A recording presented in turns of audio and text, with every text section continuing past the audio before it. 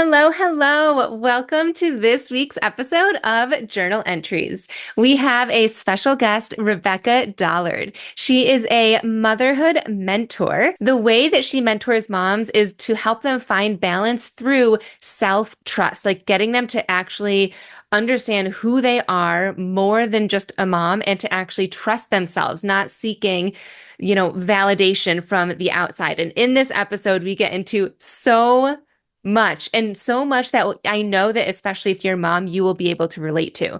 We talk about anger and especially anger that's almost like intercepted from your kids' meltdowns. We just like absorb it when it's not really your own to carry.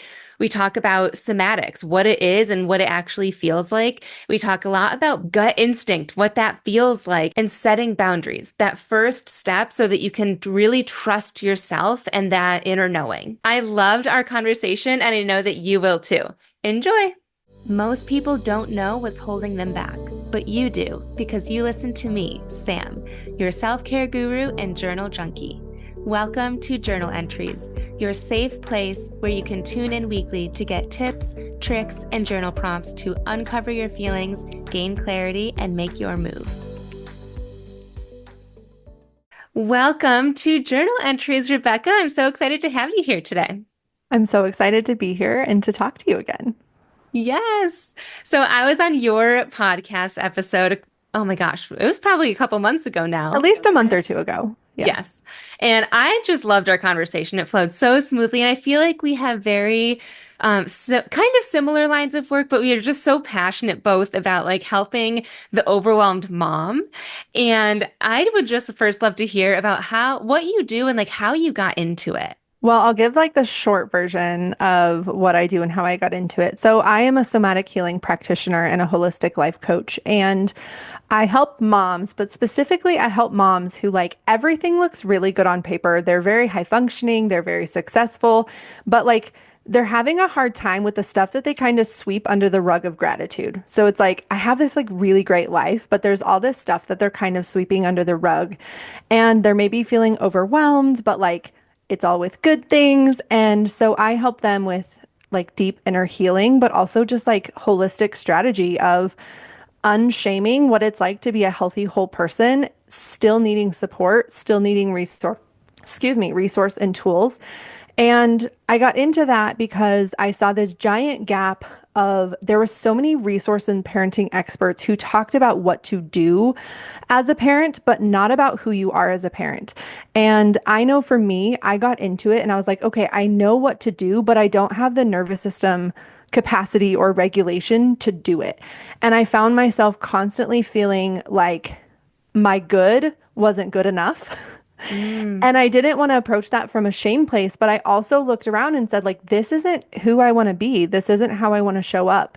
And that was really where I found coaching. I was kind of in this place where I needed to do some deep inner healing. I was having some trauma stuff from childhood coming up, but I didn't want to go back into the depths of therapy. And that was when I found coaching, and it was such a powerful resource for me. So that was how I got into it is I found it as a resource for me as a client for many, many years before I was in a place where I wanted to start my own business and help other women. I've always wanted to help other people, but I never wanted to do therapy.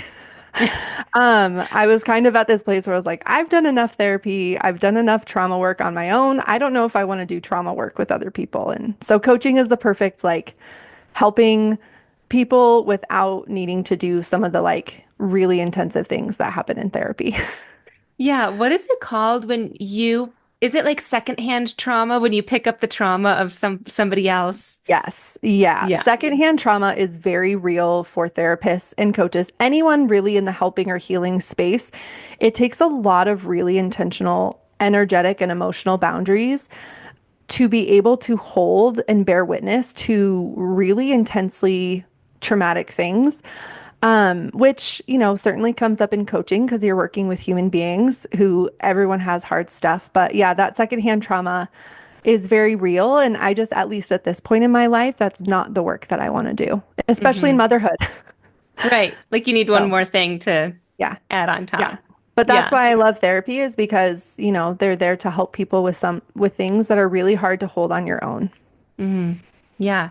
Yeah. So going back to like how you got into it, I think that's so relatable. I actually have a client right now who just recently told me that she yells at her kids, but that's Mm. not the type of mom that she wants to be. However, she doesn't feel so bad about it because that's how her kids listen, and she doesn't have the nervous system capacity to like care, to like to learn otherwise, right? So it's just is what it is right now. Do you feel like that's where a lot of your clients are kind of at when they come to you and how a lot of women are in general? They kind of are just like almost like giving up, like they don't know what to do with their bodies inside. Yeah.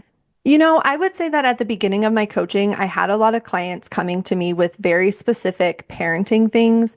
The clients that I work with now, they're more coming to me saying, I have all of these things that I'm holding and working on. I need a space and a place where it's just for me. Because some weeks they're going to need help with business. Some weeks they're going to be needing help with their marriage relationship. Some weeks they're going to need help with family emotional boundaries or like healing work.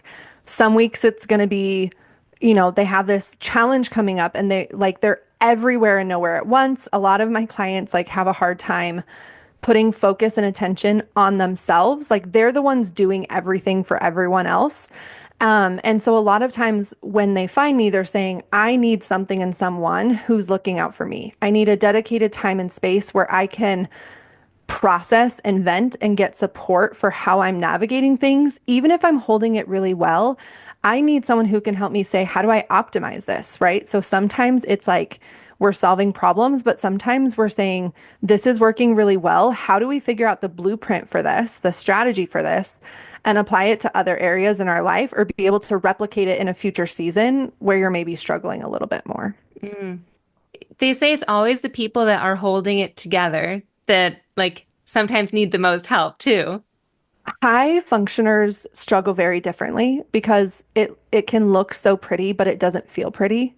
And there's a lot of pedestalizing that happens in our culture where you feel like if you're healthy or successful or you're happy in your marriage or you're happy as a mother, you're not allowed to struggle. You're not allowed to have these big, messy feelings. And so a lot of times those are the women that I work with who are saying, like, I'm good, I've got this. And then also they need a space where they can take off that superhero cape, where they can be held in one of the things that I feel like I'm most gifted at, which is one natural, but also that I've developed, is being able to witness her strength and resource at the same time as being able to like witness her full humanity. So like the really hard, messy, emotional parts that she's probably neglecting because she's so worried that if she goes to that place, it's going to override her. It's going to overwhelm her. It's going to take her focus and attention off of these really important things that she's doing.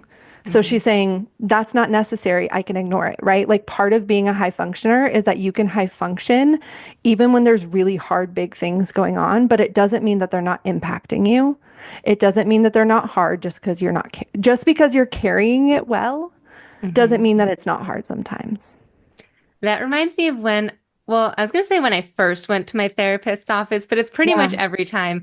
She's like, "How are you, Sam?" And I'm like, "I'm good." And I come off so great, especially walking in from outside. And then she's like, "Okay, what's going on?" And then I'm like, Yeah. all of this stuff. Yeah, you're so Yeah. good at carrying it and compartmentalizing, which is like a really great strategy, but also like those other parts of us need time and attention, but it's hard to make space for that in motherhood and entrepreneurship when you are someone who like is doing and being a lot. Hmm. It's sometimes hard to pay attention to those things because you carry it so well. Hmm. And those are women who a lot of times can get lost in they don't think they need support, but they don't realize how good and amazing they would feel if they had some support. Hmm. Yeah.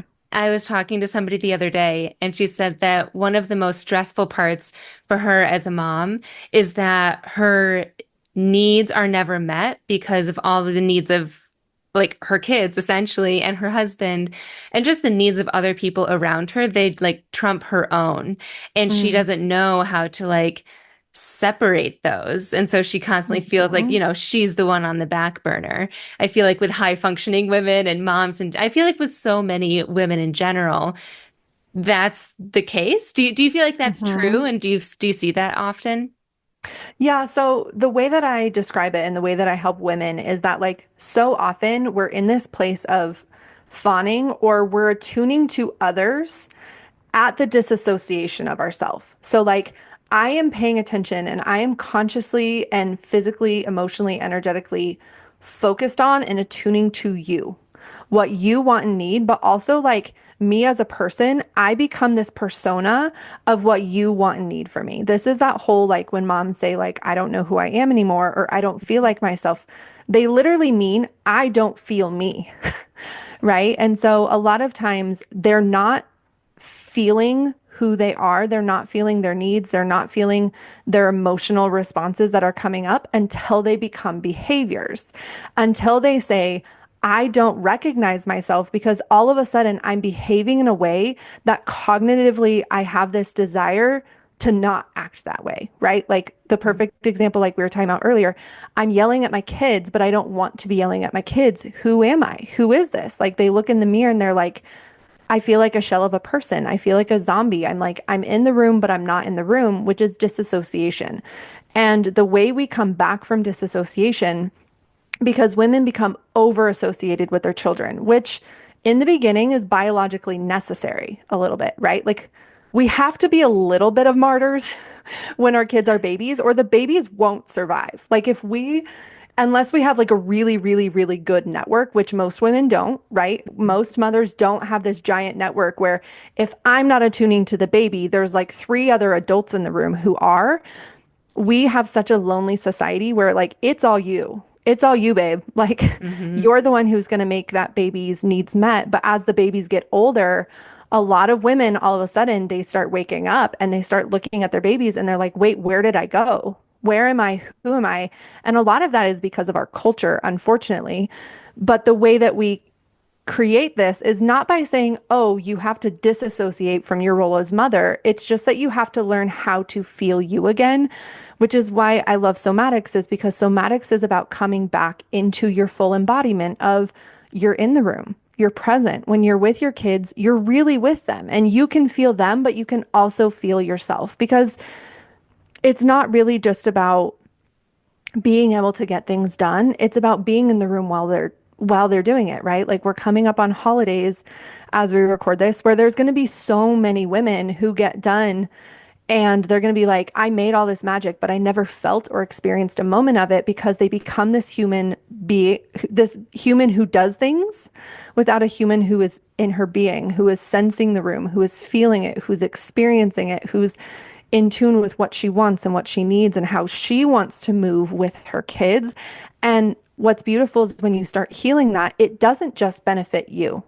It benefits your kids because now your kids have a mom who is fully embodied in her agency, in her choice, in her boundaries, in her authority. And so now they have a mom who is sturdy and stable, not perfect, still fully human, but who can own her humanity. Because when you're disassociated, you're not really choosing. Your body is choosing for you, or your to-do list is choosing for you, or the roles that you grew up with thinking that a mother or a woman should be are the thing that's driving you towards success, but you won't ever get to feel it if you're not embodied. Mm. You mentioned a couple words in there that I would love for you to explain to my listeners because I feel Yeah. like I've heard them a lot and I've experienced some of these practices, but I also feel like it's just tossed around out there. So the word somatic, I feel like Yep. that's everywhere these days, right? So what is that? And that I know something that you love is somatic boundaries. And I've honestly never heard of those two put together. So what does that Yeah. mean for you? Yes. Okay. So we'll start with somatics. And if I get off track, bring me back to somatic boundaries because I might Okay. forget.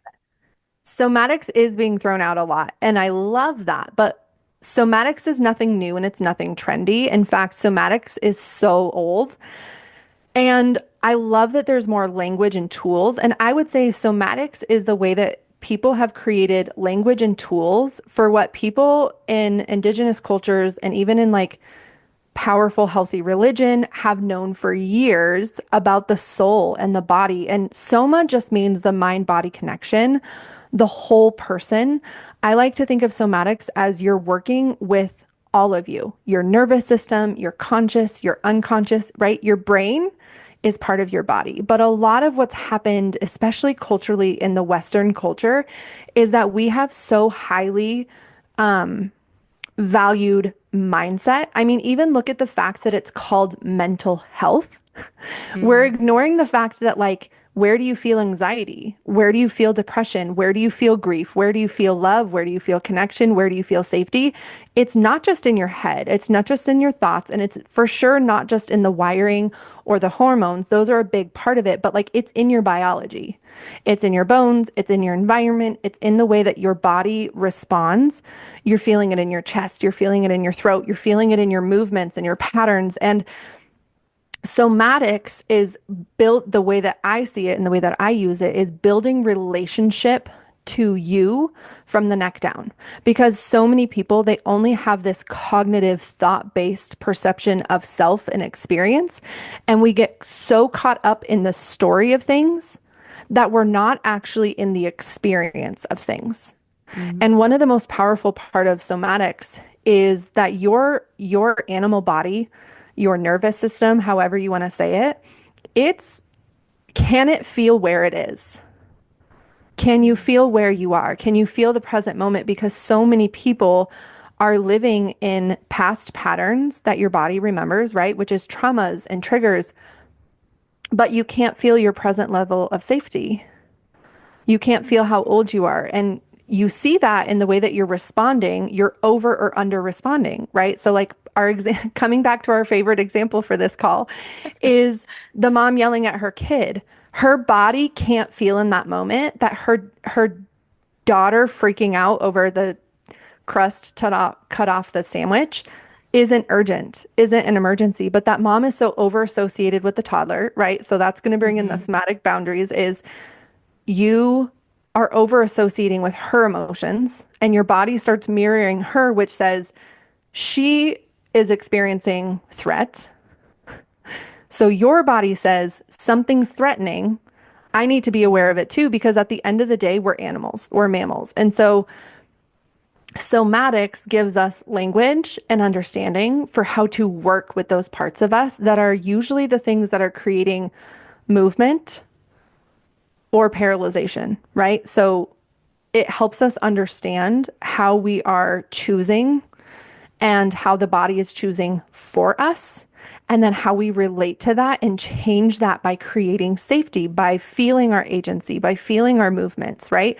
It's not about taking a deep breath every time you're angry and you need to calm down. In fact, when I see those things, I'm like, okay, those are helpful in the moment, but that's not somatics. Somatics is relating to what's going on and learning the wisdom of it and how it wants to move. Mm. Does that That, answer it? What questions come up for you? I'm curious. yes. A question doesn't come up, like a Yeah. visualization came up for me. So Yeah. like going back to that example of like the daughter kind of like Yeah. feeling that threat and like having this meltdown and the mom being like overstimulated is what I'm feeling.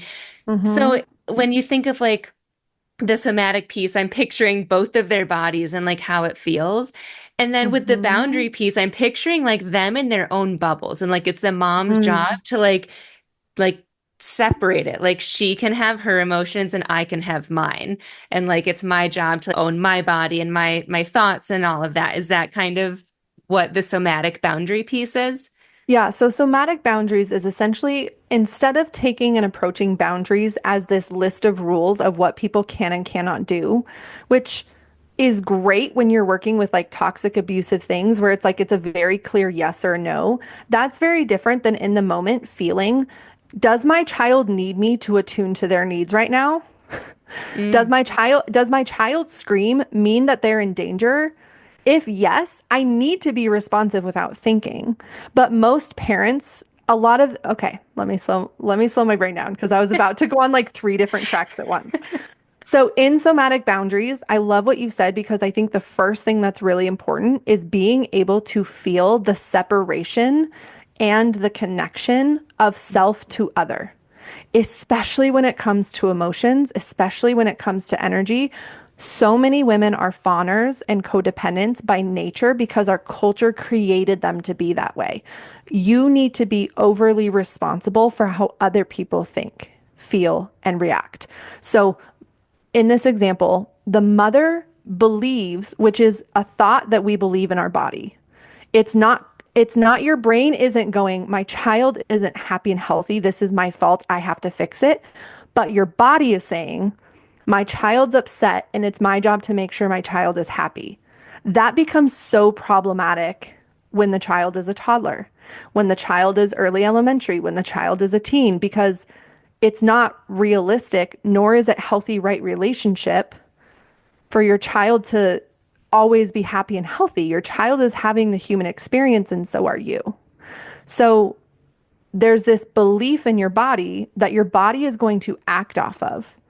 So another thing that's happening usually is that this mother, most mothers that I've met, they do not feel safe holding anger, holding fits, holding resentment, holding boundaries, holding their no in their own bodies. So when someone else is expressing it openly, dramatically, all over the place, messily, her brain and her body send off fear signals of, we don't have capacity for this. Mm. Because so much of your emotional regulation and your emotional capacity from other people is your own body knowing that it's safe while it's feeling and experiencing those emotions. So if you don't feel safe with anger and your child is expressing anger at you, you feel like your job is to repress it and regress it in them so that you don't have to feel it for them.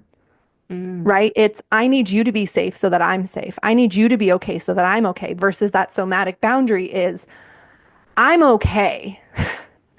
I'm okay. I actually understand in this moment, I can feel in my body how old I am.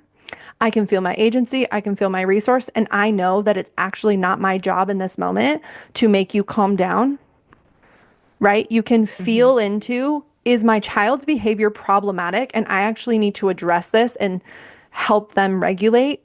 Do I need to leave them alone? Do I need to comfort them? But that won't come if you're in fawning. That Mm. that knowing in your gut of how to respond to your kid, that intuition, that won't come if you can't feel yourself and if you haven't done the work to learn how to feel what emotions mean. And if the emotion is really just sensation that needs to move through your body, sometimes we just need to let it out and feel it, and it doesn't have to mean anything. Sometimes it means something, and something needs to change in the relationship. Mhm. That was a lot. Yes. How is that explaining somatic boundaries for you? What does it bring up? I loved it. Yeah. I'm thinking my sister was visiting a couple months ago and talking about intuition. I was like, you know, that feeling of like your that gut feeling of like yes or no, or have Mhm. you ever heard your intuition speak to you? And she looked at me like I had five heads. She was like, no, I've never felt that. And I was like, Yeah. wait, what? Like you've Yeah. never felt that? And it was just eye-opening. And I know that she's not the only one that's never felt it. It was just the first person who's ever told me Yeah. that. And it was so eye-opening that there is that disconnect, that women have that disconnect. And I know that again, so many women feel that. What do you think makes it so difficult to tap into that, but also mostly to like set those boundaries and to know Yeah. when to do that? Yeah. Well, the big thing with gut instinct is, what's the word we always use with instinct? Your gut. Yeah. Where's your gut? It's below your neck. It's Mm. not in your head. It's not logical. It's not, I can show you the exact reason why. It's, I know that I know that I know. And when I tell you that people's intuition is so powerful, their spiritual, emotional intuition, that is both like, whether you're spiritual and woo woo on whatever realm, or even if you're a very logical person, you have an animal logic that thinks and knows things without you ever knowing.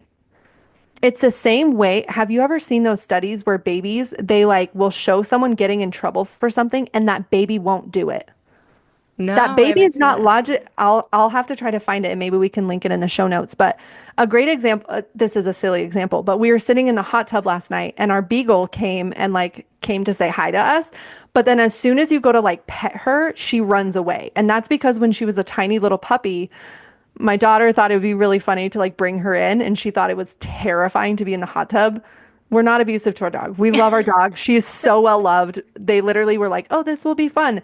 The dog did not think it was fun, obviously, but that dog is terrified of the hot tub. Mm. That dog has an instinctual thing in her body saying, no, I can't. But the powerful thing about our instinct and our gut, I think what is so hard for women, they learn not to trust it because they've learned that your body and your instinct aren't just responding to the present, they're responding to your past patterns. And what happens with that is you start to learn patterns that aren't necessarily happening in the present. So, an example of this is that, like, anytime my husband said something that was like slightly negative, my body heard that as like terrible, awful. And it didn't matter how nice he said it or how kind he said it, my body interpreted it as a threat, as something bad. It wasn't responding to reality. And so there was a while where I stopped trusting that physical instinct that said yes or no, because to be honest, my instinct was a lot of times wrong. It hadn't been updated. It hadn't felt how old I was, how much agency I had. It didn't feel that I was in a relationship with a healthy, well-adjusted person who deeply loves me, even if he's mad at work or if he's mad at me, but like I would interpret that as mad at me. So I think the biggest reason is that women are disconnected from their body.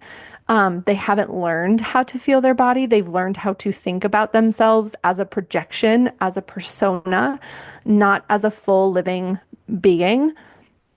And the second being that, especially if you've experienced trauma or you have anxiety, you tend to start, you notice that the signals that you're getting from your emotions or your gut or your stomach or your chest, they don't always match what your cognitive mind can see.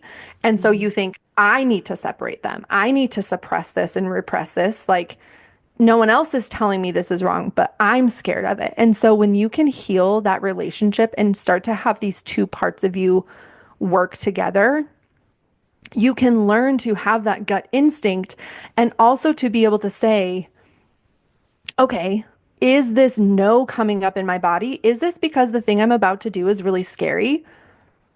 Right? I think of when I started my podcast. I didn't have these ooey gooey wonderful feelings. I actually had a lot of fear. I actually had a lot of resistance. But my sister and I went to this place called Slick City, which is they have these really tall slides, like very, very tall slides. And I hate heights. But my sister and I went and she was like, we're going to be brave and we're going to do these. And I was like, the first slide, I was up there and I felt like I was going to die. Everything in my body was saying like, this is not a good idea. Do not do this. I like was up there for so long. This little girl went in front of me. And then I had this knowing in me of like, I'm gonna be okay. And I just need to push myself and go. Like, we're gonna be okay. Just go for it. What's the worst thing that could happen? So I go down the slide. It was so fun once I was off. The first part was not fun. It was just like terrifying. I had to just like close my eyes and scream. But I share that example just because my body in that moment was saying, no, this is scary. Because my particular brand of trauma response is to avoid anything that feels scary, to avoid anything that brings up fear or this like, oh my gosh, I'm going to die, like my heart is in my throat kind of feeling. But I'm also starting to grow capacity and experience and trust of like, what's the difference between when that's coming up in my body because there's a hard that is harmful for me and it's my brakes saying like, we need to slow down or we need to pivot. Like, this is a no for us. Like, this isn't working. Or when am I feeling that no in my body? But it's because this is going to expand me. It's because this is going to be the helpful, healthy kind of hard where it doesn't feel very good in the moment, but it's going to create something magical. Like, I think women think instinct is always going to feel good, and it doesn't. But that's because we fear what's uncomfortable. We Mm. think that if we feel uncomfortable, if we feel bad, there's something wrong with us. We have this culture that like idolizes toxic positivity, which is you should always feel good if you're healthy, versus you should feel the full range of the human experience at all times in your life because that's what it is. Mhm. And I think what makes it healthy or not healthy is the way that you hold it, the way that you relate to it and respond to it. So, intuition is very much a part of somatic boundaries, and women don't trust themselves with their discernment of setting these boundaries. They don't trust their own inner permission. I think that's a big piece of it. I really think intuition, I like the word inner permission because so many women, they want someone outside of them to tell them what to do and how to do it and if Mhm. they're doing okay. And they've lost that disconnect between I am my own authority. Like it's me and God in here who say, it's only me who's going to answer for how I do this and why I do this, and only I can know my reasons versus my impact. And owning that is terrifying as an adult because then you Yeah. don't get to blame anyone, you don't get to shame anyone. And a lot of women don't have that inner authority, which I would say is your inner intuition. It's not just, oh, I have this good feeling. It's, oh, I feel in my own body. I get to make the choice of what I do and what I don't do. Hmm. Yeah. And like you said, especially if it's a big decision that is contrary to what you've always done because you haven't listened to yourself, you've listened to the outside voices. It Yeah. can be scary, but I've also been on that other side, and it is so empowering. I feel like even if it tanks, knowing Yeah. that that was your choice Yeah. is so empowering. I feel like that's the best word that I can think of because Yeah. yeah, you gave yourself permission, and trust is like the strongest word that I try to remind Mhm. myself because that's something that I'm getting better at, but I still seek like outside advice. I ask my friends and I Yeah. journal on it instead of just, I don't, are you into human design at all? You know what? It keeps popping up and I'm not like anti-human design. I'm Yeah. into it. I just don't understand it very much. So like Oh, okay. I know enough to get me in trouble. Well, so the authority is the decision. Okay, yeah. Yeah. Yeah. And so my specific one is the gut instinct. And right after the gut instinct, like that inner voice, Hmm. is doubt and questioning. And like you Mm, talk yourself out of it. So for me, especially, you're supposed to listen to that. And if you get to the point where you like have that doubt, you missed it. And so it's really mm, important. And so that it's something that I've been working on is like really tuning in and just like, even if it doesn't make sense, yeah. trusting that. But all of this like sounds so big. So Yeah. where would you have people start if someone was like, okay, Rebecca, Yeah. I'm into this, but like where and how and what and and all the Yeah. things. Well, you said something really powerful, and I actually want to start there. Is you were like, I keep asking other people, and I actually think outside advice is really healthy and helpful for us. We are culture, we are like, if you're thinking of our animal selves, we are tribe animals. We do not exist. We do not survive. We as an individual and we as a collective, we do not survive if we don't have outside input. And a big part of understanding who you are came from other people. It came from what your community taught you. It came from what your community grew you to be. And so I actually think one of the most powerful things you can do is put yourself in a relationship where you have discernment about who I ask Mm, advice from? And am I giving them permission or am I asking them for ideas and ways to bolster my authority?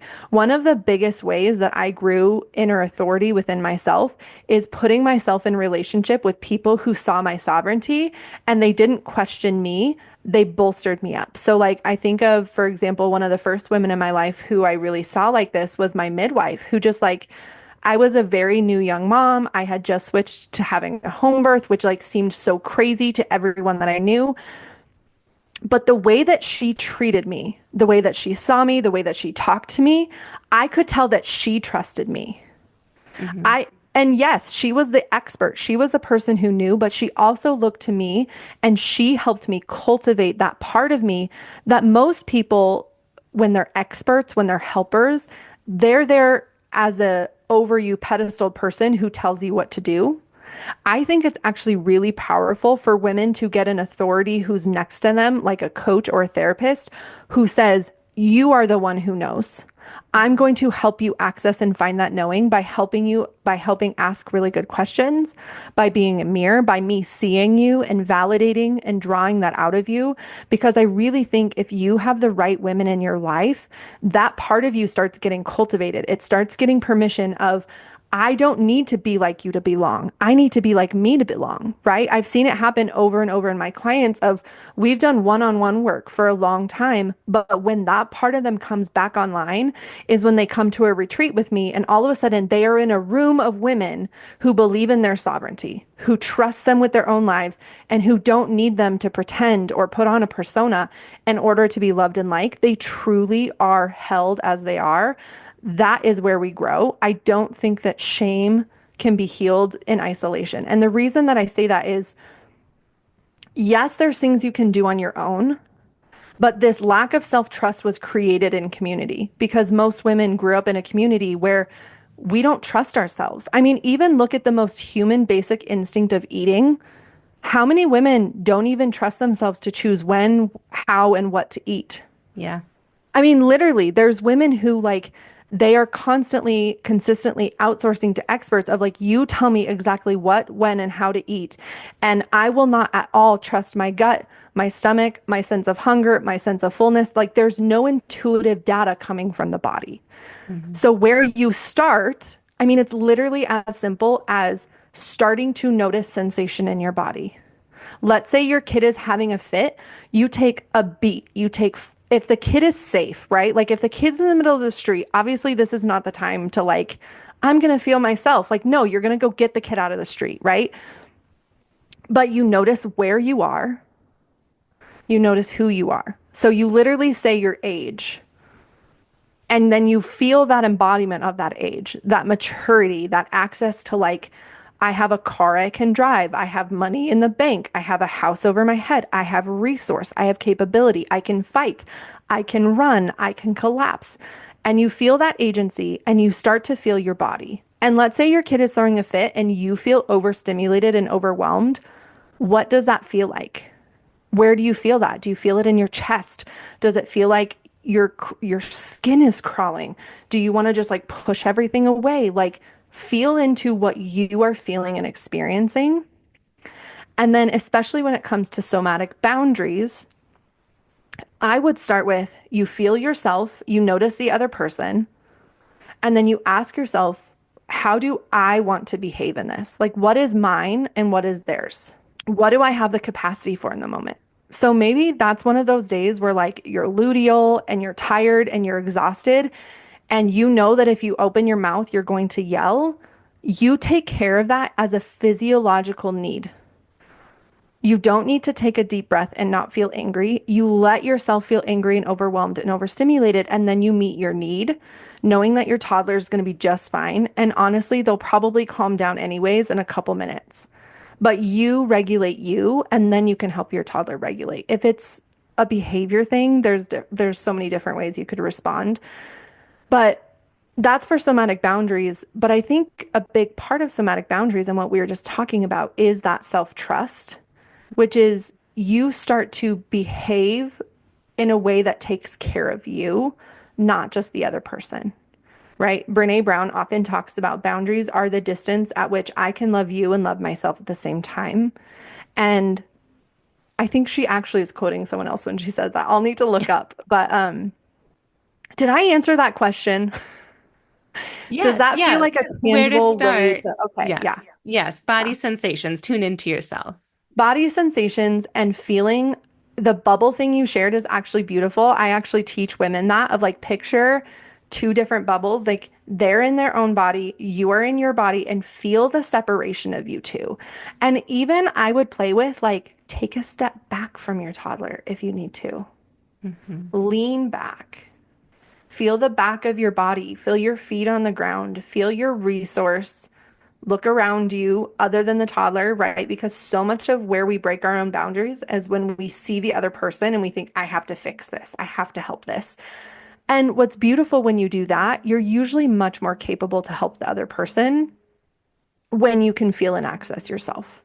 Just what you've shared today is so helpful. The awareness piece is just Mhm. huge because, especially as moms, and that meltdown moment, Yeah. our reaction is to respond right away. We just go in like without even thinking. And so truly just like that beat, right? That pause, that like moment, that split second to just think And then like this another second to eventually take a peek inside your body and like where are you feeling it? And another second to like lean back. Like I feel like these are all mini seconds, right? That can Yeah. add up, but just that first pause is going to be Yeah. huge for people. Well, and it's going to be powerful because when you can feel your body, when you can feel your backbone, when you can feel your limbs and your muscles, it puts you back into agency and choice, which is the biggest thing for boundaries, is that you start feeling, how do I want to relate to this other person? Mm, How do I want to be? What is the right distance?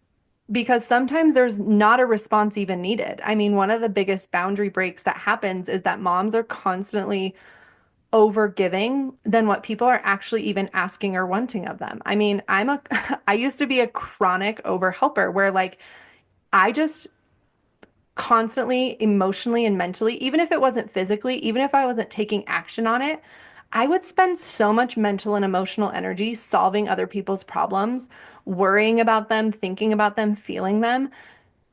But like that's me feeling them, not myself. mm, So like even just being able to feel your own agency and realizing that your relationship to other people requires that you have a self. mm. Like you Yeah. don't just have to be this reflection or this persona.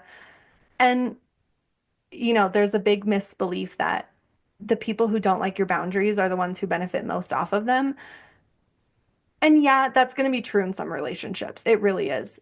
But what I have found to be true more often than not is the better I am with boundaries, the more people trust me because I'm telling them the truth about me. I'm Hmm. telling them the truth. Most of the time, when women are saying, I need better boundaries, what they're really saying is, I'm not taking care of what I want and need. I want other people to do it for me. And that's Hmm. not conscious, and there's no shame there. That used to fully 100% be me. But when you can feel yourself, you also start to feel your own need, your own desire. You also start to realize, oh, there's these boundary breaks, but then there's also just preferences, right? There's just like, for example, your toddler wants a hug and you don't. It's not necessarily a boundary, it's a preference. It's saying, Mommy doesn't want a hug. Give me a minute and then I'll give you a hug. Hmm. It's, oh, you want that right now. Okay, I can meet that need in 15 minutes.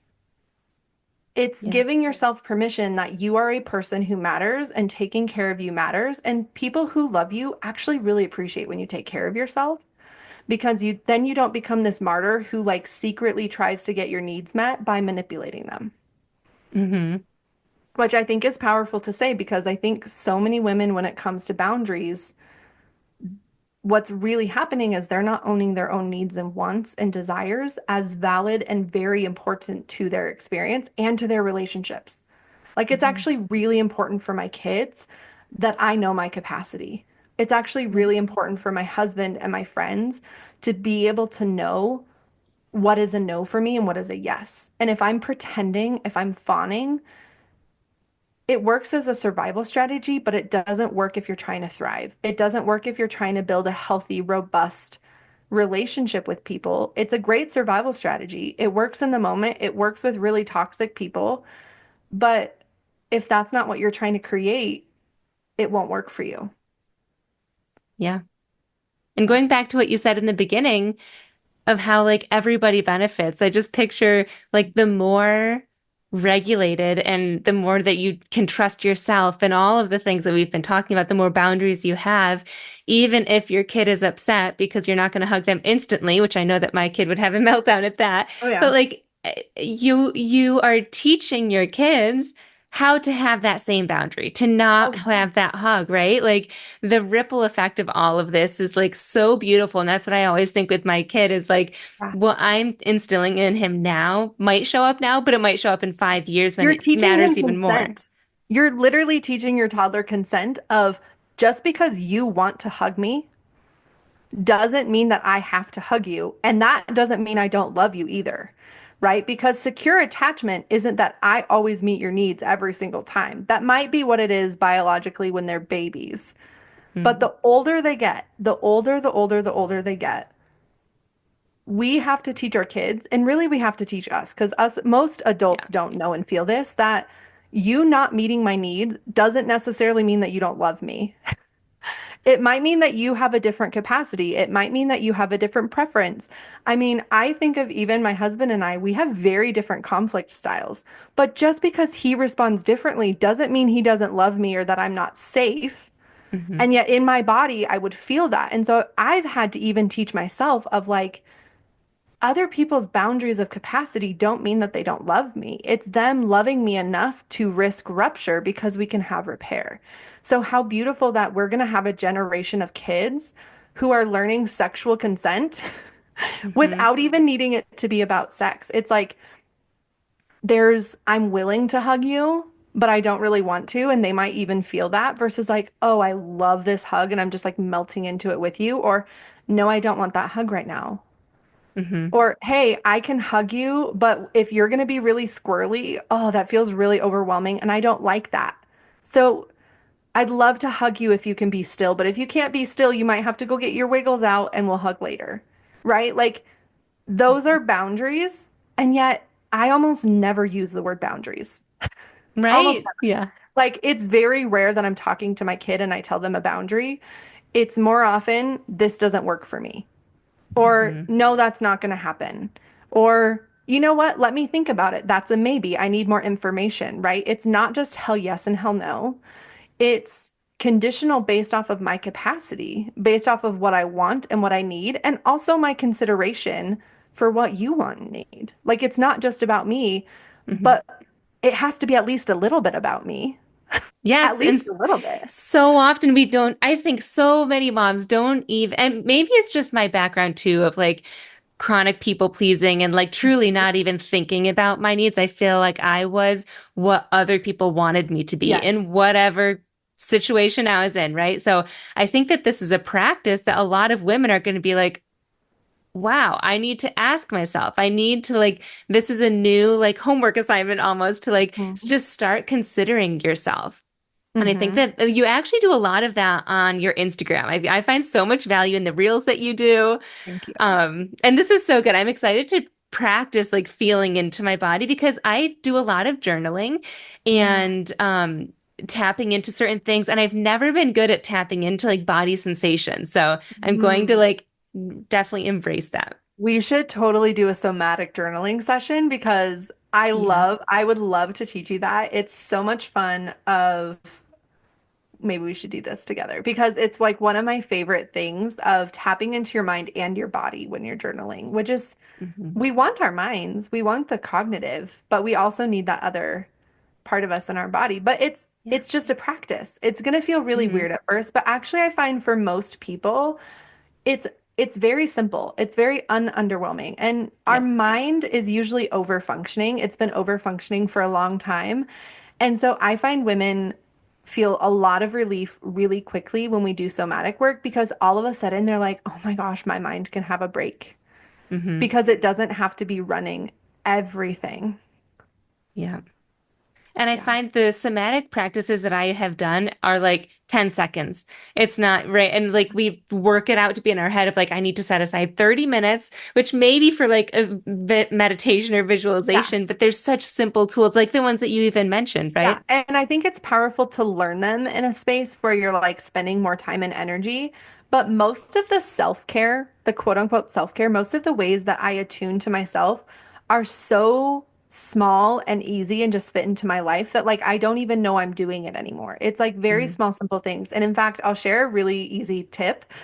Um, every time you have to pee, to check into your body and use that as a reminder to remember yourself or every time you're thirsty. So find a physical cue. I like to use thirst or going to the bathroom because I mean, how many women are ignoring when they have to pee and you're holding it, you're holding it, you're holding it, but then you get home and you go to the bathroom. Like it's not very dramatic. Well, that's the same thing with somatics. Like if you're driving in your car and you notice you have to pee, I'm never going to be like, just go pee. You need to honor your somatic body, right? I'm going to be like, no, get to a safe place where you're at the house and you could go to the toilet. But moms are like, I don't have room to process this grief or this anger. Like when I'm Yes. moment with my kid and I'm like, okay, that's great. Then don't. You don't need to pee your pants. Like get the other person or get yourself to a place and then like it takes maybe a couple minutes. Hmm. Or maybe it takes a couple minutes and then you have to parent again. And it's like, instead of repressing that and sweeping it under the rug and pretending that it doesn't exist, I like to think of like, I'm going to tuck this in. I don't have a lot of space or capacity, so I'm going to let it take a nap. It's going to be there. It's not going anywhere until I metabolize it, until I integrate it, until I let it complete the stress cycle. It's going to be in my body. Hmm. But Yeah. I can come back to it later once the kids are in bed and I put some music in my headphones and start cleaning the kitchen and I put on a song that's going to allow me to feel and access my knowing and my experience, even if there wasn't really room for my experience, which there is a reality that in modern motherhood, there's not a lot of room for us. We are consistently taking care of other kids, and that's not some excuse. That's not some like, oh, I think or I feel like this. No, that's reality. And I think it's really important to name that, like, that is a lot of women's reality. But what does it look like to say that, like, in this reality, I still matter and I have to make room for that? Because if I don't, it will come out sideways. And not just at me, it will come out sideways at my kids. It will come out sideways at my business. It will come out sideways with my marriage. And I think a lot of women find me when they're saying it's starting to seep out and I see it. I smell the smoke.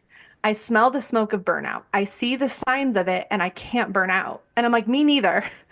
But if you don't want to burn out, you Hmm. have to make a little bit of room for it, even if it's like small doable pieces, which is what I love about coaching is it's like we're just doing small doable pieces about what you have capacity for right now, which, right, like what you do with journaling. Hmm. Journaling is such a powerful way to like do a small doable piece, take a little bit of intentional time to witness what you're experiencing and how it feels, not just what you're doing. Hmm. And not jumping to the solution, like Yeah. feeling it in the moment. Right, because think Yeah. of how exhausting it is if you sat down with a friend and you told her what was going on and she responded with a fix Hmm. versus relating to you, asking how it feels, asking, how can I support you, right? Does anything make a woman more mad than when a man tries to like fix something for her of like, I'm telling you what I feel, and instead of comforting me, you're telling me how to fix it. It's like, and don't get me wrong, there's a time when you want to fix it. There's Hmm. a time to act. There's a time to strategize and take action. But you also have to give room for compassion and feeling and talking about it and having someone relate to you. But so many women aren't relating to themselves and they feel so lonely because they can't feel that with other people because they're cutting themselves off from it. Mm. They're not making room for these pesky feelings that they think aren't productive, but Yeah. actually emotional regulation, the somatic healing work, the emotional regulation, the nervous system healing is one of the most productive things, but not just in like a you are a machine and like a you become this thriving alive person, like this aliveness in you. That's the best way I can Hmm. think of to describe it is like you feel so alive, you feel so connected to your humanity, to your strength, to your softness, to your compassion, to your grief, to your anger. And like women need to be connected to their anger. They need to be able to feel their anger and their rage and their dissatisfaction and their hunger and their disappointment because those things are directly tied to what she wants, to her hunger, to what she needs, to how she wants to nourish herself and the world and what she wants to create in this life. Like, that's not all, some of that's going to come from your head. Some of that's going to come from your thoughts and your stories, but a lot of that is going to come from something much deeper about you, something much more instinctual and spiritual and even like animalistic in you. Hmm. Like, how many women are wanting that? They're seeking that, but they're seeking it outside of themselves. Hmm. Yeah, I felt that vision of and like the feeling of aliveness earlier when you were Mhm. talking. I was like, this version of a woman is like glowing and in her She's power. alive. Yes. Yeah. Yeah. Your aliveness. I mean, think of like if you're cut off from your body, you're cut off from 80% of your aliveness. Yeah. I was gonna say, I was what you knew that stat of like the 80, your Yeah. gut speaks to your brain 80% and your mind to your gut Yeah. just 20%. Well, and So your heart, where is your yeah. heart? Where is, Hmm. oh, you really want to connect with your kids? You can't just do that through your brain. You're doing it through your eyes and your hands and the weight that you feel from their chest, or you feel that with like giddy laughter that comes from your belly. You feel like the strength of yourself as a mother from your backbone. Like so many women are only feeling what they look like. Hmm. This persona of body image, but even just this image of self versus the experience of self, the sensory experience, which is a foundational piece of somatics, is learning that emotions are just sensation. They're just Hmm. energy. They're really not that scary. It's sometimes it's energy that has to move through you or it moves you into action. But that's usually a really good thing. Now, they can't be the driver. Right. Because again, your body can lie in that your body doesn't always feel how old you are. It doesn't always feel reality. It feels story. It remembers. It's also perceiving future expected threat, right? Which is anxiety in a whole is like your body is bracing or responding for future expected threat that isn't actually here. It may or may not come. Hmm. But once you understand it as just energy and sensation, it's so much easier to deal with than all of the dramatic stories that our brains make up because actually our brains have way more drama than our bodies. Our brains are much more confused, they're much more overwhelmed, they're much more overstimulated. Our bodies actually simplify things a lot. A Hmm. lot, a lot, a lot. Like I have watched women have years of therapy for things and they do like one or two somatic calls and they're like, I know. I know what I have to do. I know what I don't have to do. I know what I feel. Like this is not that complex, but I've been trying to solve the story in my head versus how do I want to act or not act, which is Hmm. held in our bodies, not in our brains, right? Like procrastination, paralysis, fight, flight, fight, fawn. Those Yeah. aren't just happening in your brain, they're happening in your body. But most of Western culture, we don't know how to use our bodies other than for the roles we perform versus being, a full human being, an animal, a mammal, Yeah. a whole ass person, Yes. especially as mothers. Hmm. Oh, so good. I feel like I could keep talking and asking so many questions, but I've loved all of this. Where can my listeners go find you for even more of this goodness and magic? So definitely Instagram if they want like the short, easy clips and stuff. But I also have a podcast, which maybe we can link it, the podcast you and I did Yeah, together. for sure. But those are usually the two best places to find me, or they can always email me too. So, Okay. Awesome. yeah, Yeah, I'll put all that in the show notes. Rebecca, thank you so much for coming on today. Let's definitely look into a somatic journaling session. That'd be it'd super be fun. it'd be so fun to do Yeah. in your community or my community or do like a Yes. workshop or something. I Yeah, love it. for sure. Love- We'll meet Yeah. again then. Okay, awesome. Thank you so Thanks much. again. Thanks so much for tuning in to this week's journal entry. I love connecting with my listeners, so make sure you screenshot this episode and tag me on Instagram at samantha.s.says so I know you're listening.